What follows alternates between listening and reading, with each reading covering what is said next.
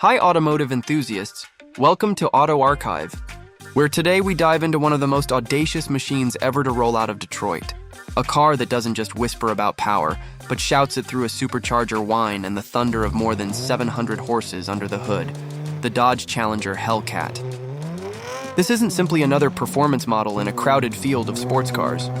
It's a cultural lightning bolt that dared to rewrite the rules of what a modern muscle car could be. At a time when efficiency, downsizing, and electrification were becoming the buzzwords of the auto industry, Dodge went in the opposite direction, taking the familiar Challenger body and transforming it into something outrageous, excessive, and impossible to ignore. That decision wasn't made in a vacuum, and it carried serious risks as well as spectacular rewards. Was the Hellcat a reckless throwback to an era of excess, or was it a calculated move that cemented Dodge as the last true rebel in the American performance landscape? In today's journey, we'll explore that question from every angle, starting with the origins of the Hellcat and the cultural storm it unleashed, then diving into the engineering and business decisions that made it real, and finally looking at its impact and legacy as muscle cars face their greatest crossroads in history. Along the way, we'll uncover the personalities, the philosophies, and the pressures that shaped this beast into existence. The Hellcat didn't emerge because it was easy or obvious. It emerged because Dodge chose to gamble everything on a single audacious idea, that raw power still mattered in a changing world. That gamble tells us just as much about where muscle cars have been as it does about where they might be heading. So buckle up as we retrace the creation, the roar, and the enduring aftershock of the Challenger Hellcat, a story of defiance, ingenuity, and the pursuit of speed in its purest, loudest form. This isn't just about a car. It's about what happens when a company dares to throw out the rulebook and bets on something wild in the face of uncertainty. Today on Auto Archive, we're going to find out why the Hellcat wasn't just built, but why it had to be built, and what that decision means for every enthusiast who still believes in the thrill of muscle. The roots of the Hellcat stretch back far earlier than its 2015 debut. To understand how Dodge arrived at this thunderous idea, we need to rewind to the early 2000s, when the modern muscle revival was just beginning to take shape. The retro-themed Challenger reappeared in 2008 with styling that paid direct homage to its 1970 predecessor, and while it was powerful in SRT trim, it didn't yet capture the imagination of enthusiasts the way Dodge had hoped. Sales were steady but not earth-shattering, and the company faced the question, how could the Challenger carve out a unique identity against rivals like the Mustang and Camaro? The answer would eventually come not from matching them spec for spec, but from blowing past them with brute force that had been unimaginable in a production car just a few years earlier. That decision would be the spark that ignited the Hellcat era. Micro story. Inside Dodge's headquarters, engineers and executives debated the direction of the Challenger. Some argued for lighter weight, others for sharper handling, but a bold contingent pushed for a strategy rooted in pure power. Chrysler's ownership shifts during the late 2000s, including the Fiat alliance, added uncertainty, yet Dodge carved out a niche for itself by becoming the brand of excess. When whispers of a 600-plus horsepower project surfaced inside the company, it sounded like fantasy, but the idea refused to die. Engineers began sketching ways to supercharge the tried-and-true HEMI V8, knowing that if they could push past 700 horsepower, Dodge would leapfrog not only Ford and Chevrolet, but also put itself in the same conversation as six-figure supercars. That what if became the seed of a revolution. Context digest. At the time, the broader auto industry was doubling down on efficiency mandates, with hybrids, direct injection, and Turbo 4 engines becoming the new normal. Fuel economy regulations loomed larger each year, and manufacturers feared penalties if they couldn't meet fleet targets. Against that backdrop, Dodge's pursuit of a 700-horsepower muscle car seemed almost suicidal. Yet that very risk framed the project as more than just another model. It was a statement that Dodge refused to blend in. For a brand with limited resources and a shrinking lineup, creating a headline grabber could be the only way to stay relevant in an era dominated by cautious moves. Micro story. As the Hellcat project evolved, Dodge leaned into an almost mischievous philosophy. Why not take the Challenger and turn it into the automotive equivalent of a mic drop? Engineers developed a new 6.2-liter HEMI with a 2.4-liter supercharger, capable of delivering mind-bending torque at low RPM and sustaining it all the way through the rev range. This wasn't exotic, lightweight engineering. It was brute force made accessible. The target wasn't subtlety. It was shock and awe. When prototypes began running, even seasoned test drivers reportedly returned wide-eyed, unable to believe that a car this heavy and comfortable could also deliver acceleration on par with exotic imports. The Hellcat was becoming more than a car. It was becoming a myth in progress. Reflection bridge. What makes the early Hellcat story fascinating isn't just that Dodge built it, but that they committed to building it at exactly the moment when logic said it shouldn't exist. Context digest. Culturally, America was hungry for something outrageous. The financial crisis of 2008 had dulled the appetite for indulgence. But by the mid-2010s, the market was recovering, and consumers were once again willing to spend on passion purchases. Muscle cars had always been about identity as much as performance, and Dodge realized that its audience wasn't chasing lap times or precision engineering. They wanted spectacle, bragging rights, and visceral thrills. The Hellcat promised to deliver all three in a way that Ford's Mustang GT and Chevy's Camaro SS simply couldn't match. In a world where everyone else was playing it safe, Dodge saw an opportunity to be the loudest voice in the room. Microstory. The official reveal of the Hellcat in 2014 was unlike any typical model launch. Dodge didn't just announce horsepower numbers. It dropped a bombshell with 707 horsepower, a figure that shattered expectations and immediately dominated headlines.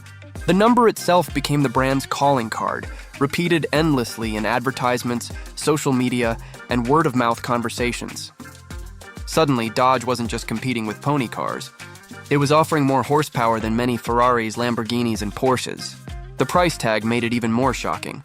A Hellcat could be had for less than half the cost of European exotics with similar acceleration. Overnight, the Challenger Hellcat wasn't just a new trim level, it was a cultural phenomenon. Context digest. Industry analysts were divided. Some praised Dodge for embracing its heritage and delivering a product that inspired passion, while others warned that it was a dangerous gamble that could backfire as regulations tightened. Insurance groups worried about the accessibility of such power, and law enforcement raised eyebrows at the potential for misuse on public roads. But the sheer buzz around the car drowned out much of the criticism. Dealerships had waiting lists, used prices skyrocketed, and Dodge had successfully transformed a relatively aging platform into the hottest headline in performance cars. The stakes were raised, and Dodge now had to prove that the Hellcat wasn't just a stunt.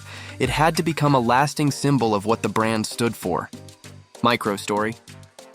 Owners who got their hands on the first Hellcats quickly became evangelists. Forums lit up with stories of jaw-dropping acceleration, quarter-mile runs, and endless debates about whether a car this big could really be taken seriously on a track. Many enthusiasts didn't care about track times. They cared that their car could produce more than 700 horsepower and roar with a ferocity unmatched in its price range. This ownership culture fueled the Hellcat's mystique. Every gas station stop became a conversation starter. Every cold start became a neighborhood event. The Hellcat wasn't just a machine, it was a personality on wheels, and that personality was larger than life. Reflection bridge. The story of the Hellcat's arrival is about more than horsepower. It's about how Dodge chose to make itself unforgettable by leaning into excess when everyone else leaned into restraint. And so we arrive at the next stage of the Hellcat story, where its outrageous numbers and cultural pull demanded deeper engineering responses, spurred fierce competition, and tested how far Dodge could push its own philosophy before reaching the limits of what was possible. The immediate aftermath of the Hellcat's debut forced Dodge into an unusual position. The car wasn't just successful, it was disruptive, and now the brand had to navigate the consequences of creating a phenomenon. Demand far exceeded supply, with dealers marking up prices and enthusiasts scrambling to secure allocations, which ironically made the Hellcat feel more like a limited-run exotic than a mass-market muscle car. Dodge hadn't anticipated just how much noise 707 horsepower would make. And suddenly the pressure wasn't only about meeting production numbers, it was about proving the Hellcat wasn't a one-hit wonder. Microstory. Engineers were tasked with addressing durability concerns as Hellcats were pushed harder than any previous Challenger. The supercharged HEMI had to withstand repeated abuse, from drag strip launches to endless burnouts, without shattering its reputation. Stories circulated of engines surviving hundreds of passes down quarter-mile tracks with minimal wear, reinforcing the Hellcat's image as bulletproof. But the engineering team also faced critics who pointed out the Challenger's weight and handling shortcomings. Instead of retreating, Dodge doubled down, arguing that the Hellcat wasn't meant to be a nimble sports car. It was designed to deliver the most visceral thrill possible in a straight line and in everyday use. That stance was both defiant and clarifying. Dodge had no intention of chasing the European model of performance. Context digest. The broader performance market reacted quickly. Ford escalated with the Shelby GT350 and later the GT500, while Chevrolet unleashed the Camaro ZL1 with its own supercharged V8. But none of these cars could match the Hellcat's sheer audacity in combining outrageous horsepower with affordability. This competition sparked an arms race that reinvigorated the muscle car segment, pulling more attention back to American performance at a time when global markets seemed to be shifting towards smaller, more efficient vehicles. Dodge, by leaning into excess, had effectively forced its rivals to follow suit, ensuring that muscle cars remained headline-grabbing stories. Micro-story: Dodge didn't stop at the Challenger Hellcat. They expanded the formula to the Charger sedan, giving families a 707 horsepower four-door that could embarrass supercars while hauling groceries. This move broadened the Hellcat's reach and solidified the philosophy that outrageous horsepower could be democratized across different body styles. The Charger Hellcat became a cult favorite among buyers who wanted practicality with performance bragging rights. And it proved that the Hellcat name was more than a single model stunt. It was the foundation of an entire sub-brand within Dodge. Reflection bridge. The Hellcat wasn't just a car anymore. It was becoming an identity that Dodge could drape across multiple models, each one amplifying the same core message of defiant excess. Context digest. The Hellcat also sparked debates outside the showroom. Regulators and environmental groups questioned the wisdom of producing such a powerful machine at a time when fuel efficiency standards were tightening. Average fuel economy numbers for Dodge lagged behind competitors, raising the possibility of fines or fleet penalties. Yet Dodge used the controversy as free marketing, positioning itself as the unapologetic brand for enthusiasts who refused to compromise. By leaning into the criticism, Dodge transformed potential liability into loyalty, drawing in customers who wanted to align themselves with a company that didn't flinch in the face of changing trends. Micro-story. By 2018, Dodge escalated again with the Demon, a drag-strip special Challenger that pushed horsepower to 840 on race fuel and came with a toolkit for enthusiasts who wanted to optimize their car for quarter-mile dominance. The Demon wasn't intended as a volume seller. It was designed to push the Hellcat philosophy to its logical extreme, solidifying Dodge's reputation for being the most outrageous automaker in America. The Demon's limited production created a halo effect that made every Hellcat model feel more special. It showed that Dodge wasn't just milking the brand, it was still willing to shock the world. Reflection bridge. What had started as a gamble with one model had now grown into a cultural movement that defined Dodge's public image and forced competitors to respond in kind. Context digest. Owners, media, and rivals all contributed to the Hellcat's mythology. Social media amplified drag strip runs, dyno pulls, and even mundane daily driving clips into viral content, making the Hellcat one of the most talked about cars of the decade. It wasn't just horsepower numbers that fueled the legend. It was the accessibility of those numbers. Enthusiasts marveled at how a car under $70,000 could keep pace with machines that cost 2 or 3 times as much. That accessibility blurred the lines between ordinary buyers and supercar owners, democratizing performance in a way that reshaped expectations across the industry. Micro-story. At the same time, Hellcat ownership became a kind of badge of honor. Drivers wore the supercharger whine like a soundtrack of rebellion, and gatherings of owners often felt like cultural events as much as car meets. The car carried an aura that extended beyond the automotive world, appearing in music videos, movies, and popular culture as shorthand for raw American power. In that sense, the Hellcat transcended its spec sheet to become a pop culture symbol, a machine that represented defiance in metal form. Reflection bridge. As the Hellcat family grew and its cultural footprint expanded, a new question loomed. How long could Dodge sustain this run of audacity before external forces, regulation, electrification, or simple market shifts would force a reckoning?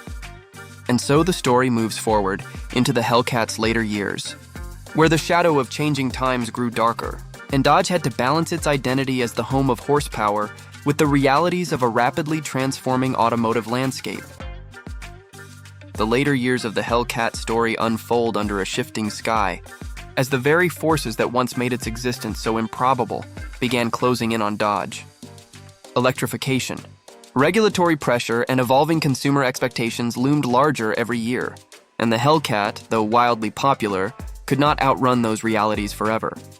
By the early 2020s, the industry had pivoted sharply toward EVs, with every major automaker laying out roadmaps for zero-emission lineups. In that climate, a supercharged V8 producing over 700 horsepower became both a crown jewel and a glaring target. Micro-story: Dodge didn't simply retreat. Instead, it doubled down once more, releasing wide-body variants, special editions, and horsepower bumps that carried the Hellcat closer to 800 horsepower. Each model kept the nameplate fresh and ensured that it remained in headlines, but insiders knew these were the final flourishes of a masterpiece. The company made it clear that the days of the supercharged HEMI were numbered, not because the public had lost interest, but because the regulatory environment made it nearly impossible to keep such engines alive.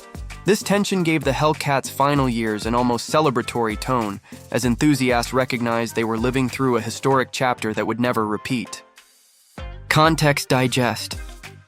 At the same time, Dodge began preparing its next act, electrified muscle. The Charger Daytona SRT concept teased an all-electric future with simulated exhaust sounds and styling cues pulled from the brand's muscle heritage. While some enthusiasts welcomed the innovation, others saw it as the end of an era. The Hellcat stood at the crossroads, both a proud reminder of what had been and a poignant symbol of what was about to fade.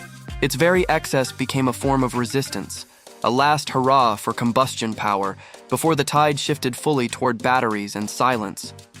Micro-story. The cultural resonance of the Hellcat only deepened as it approached retirement. Used values held strong, limited editions sold instantly, and the car cemented itself as a collectible even before production ended. Owners began to treat their cars like artifacts, aware that they weren't just holding a high-performance machine, but a piece of history. Car shows, auctions, and social media feeds elevated the Hellcat to mythic status, often spoken of in the same breath as classic muscle legends from the 1960s and 70s. The difference was that the Hellcat had been a global story, covered far beyond the US and admired by enthusiasts around the world. Reflection bridge.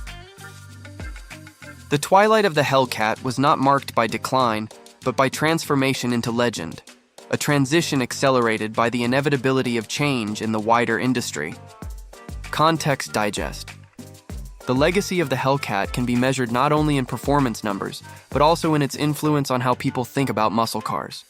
It reminded the world that American performance could still shock, still dominate headlines, and still stir emotions even in a technology-driven age. It proved that a brand with limited resources could carve out cultural relevance by leaning into identity instead of chasing conformity. In a sense, the Hellcat was a business case study as much as a car. When in doubt, stand out. That lesson resonates beyond Dodge, influencing how automakers approach halo vehicles and enthusiast models in an increasingly homogeneous market. Micro-story. As Dodge finally announced the end of Hellcat production, farewell events and tributes poured in. Enthusiasts gathered to celebrate not with mourning, but with gratitude, revving engines and staging send-offs that felt more like festivals than funerals. The Hellcat had become more than steel, rubber, and gasoline. It was an idea that reminded people why they fell in love with cars in the first place. Its roar became a rallying cry, not just for horsepower, but for individuality in a time of transition. That emotional connection ensured that its story would be told and retold long after the last one rolled off the line. Reflection bridge. The Hellcat's resolution isn't just about an ending, but about the enduring impact of daring to defy convention when it mattered most. In closing, the story of the Hellcat is one of defiance turned legacy, a final crescendo of raw horsepower before a new era of electrified silence takes the stage. What Dodge created was more than a muscle car. It was a statement that echoed across the automotive world, and its aftershocks will continue to shape performance culture for years to come. The Challenger. Hellcat's journey leaves us with a story that feels both defiant and poetic, a narrative that began as a gamble and ended as an enduring legend. From its bombshell debut with 707 horsepower, to its expansion into multiple models, to its farewell as a cultural icon, the Hellcat proved that muscle cars could still matter in the modern age. It showed that boldness, even when it flies in the face of logic, can capture imaginations in ways cautious strategies never will. Dodge could have chosen to quietly phase out its big V8s, but instead it threw one last party for horsepower, and that party roared so loudly that it echoed around the globe. What makes the Hellcat truly memorable isn't just the numbers or the supercharged whine, it's the way it made people feel. It rekindled the thrill of muscle cars for a new generation, reminded older enthusiasts why they loved them in the first place, and forced rivals to elevate their own game. It was a halo not just for Dodge, but for the idea that performance cars can still be emotional, dramatic, and a little bit unruly. As we enter an era defined by quiet EVs and efficiency-driven design, the Hellcat stands as a reminder that sometimes excess itself becomes a form of artistry. Looking forward, the Hellcat's legacy will continue to shape Dodge's electrified future, because the lesson it taught is timeless. People crave excitement, identity, and passion in their machines. Whether through sound, speed, or spectacle, the heart of what made the Hellcat special can live on in new forms. If the muscle car is to survive, it will do so by carrying the same spirit of audacity into a new age. So as the last Hellcats find their homes in garages, collections, and on open roads, their story isn't closing, it's echoing, inspiring conversations about what comes next, and reminding us why cars are more than transportation. They're memories, emotions, and symbols of who we are when we dare to embrace the extraordinary. Thanks for riding with us on Auto Archive. See you next time, automotive enthusiasts.